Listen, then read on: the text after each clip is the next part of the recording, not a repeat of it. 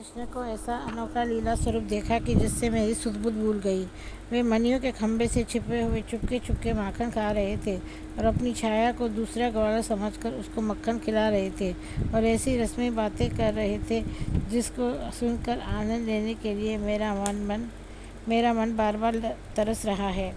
ऐसी चर्चा सुनकर गोपिकाएं रसदान करने वाले श्री कृष्ण की छवियां देखने के लिए उतावली हो गई। उनके भी मन की बात को जानकर श्री कृष्ण उनके पास आए और उनकी इच्छा अनुसार उनको लीला रस पिलाया।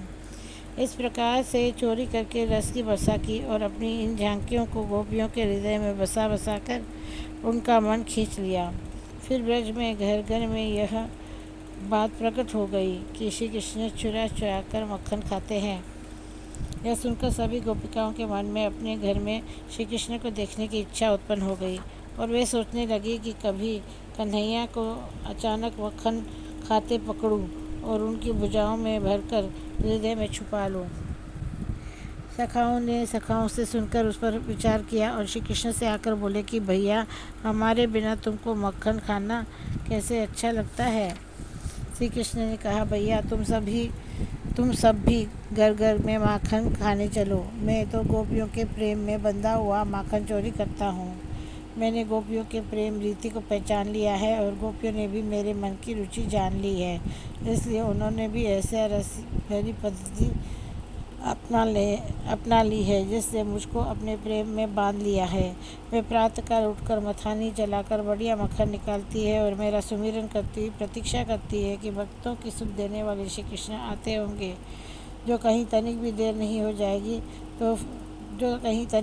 हो जाएगी तो फिर प्राण प्यारे मक्खन नहीं खाएंगे। इस विचार से घर का सब काम छोड़कर मेरे लिए मक्खन निकालने का काम करती है। यदि मैं उनके पास देर से पहुंचूं तो वे मेरी प्रतीक्षा में व्याकुल मिलती है, मानो वे सोचती हैं कि प्यारे श्री कृष्ण नहीं आए, उन्होंने न जाने किस अपराध से मुझे बुला दिया, आज इस दासी को आकर पवित्र नहीं किया और मक्खन खाकर सुख नहीं दिया। वे सोचने लगती है कि आज क्या हो गया, क्या मैया ने फुसला दिया और क्या आज उनको 9 लाख गायों का मक्खन अच्छा लग गया। वे ऐसा सोच कर मन में व्याकुल होती है और आंखों से आंसू बहाती है। लज्जा को तथा घर के काम को छोड़कर द्वार पर आकर कहती है कि हाँ कृष्ण, हाँ प्रियतम, क्या उनके घर में मक्खन नहीं है? वे तो मेरे ऊपर कृपा करने आते हैं, आज नहीं आए। हाय हाय, मेरे प्राण व्याकुल हो रहे हैं। ऐसे उनके भावों पर बलि बलि जाता हुआ मैं रुक नहीं पाता हूँ और उनमें लुभाकर मैं उन पर बलि बलि जाता हूँ। जिनके लिए एक निमिष मात्र युग के समान बड़ा लगता है, उनसे मिलने के लिए मैं गरुड़ की सवारी छोड़कर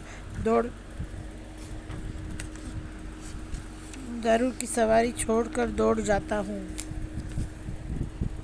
भैया, मैंने अपना स्वरूप तुमको समझा दिया। मैं तो भक्तों के भावों को देखकर बावला हो जाता हूँ, इसलिए तो मैं गोकुल में आया हूँ।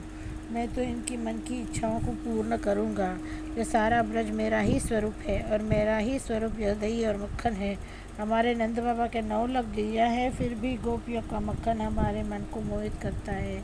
मैं तो भक्तों पर कृपा करने वाला तभी कहा जाता हूँ जब भक्तों को सब प्रकार से अपनाता हूँ।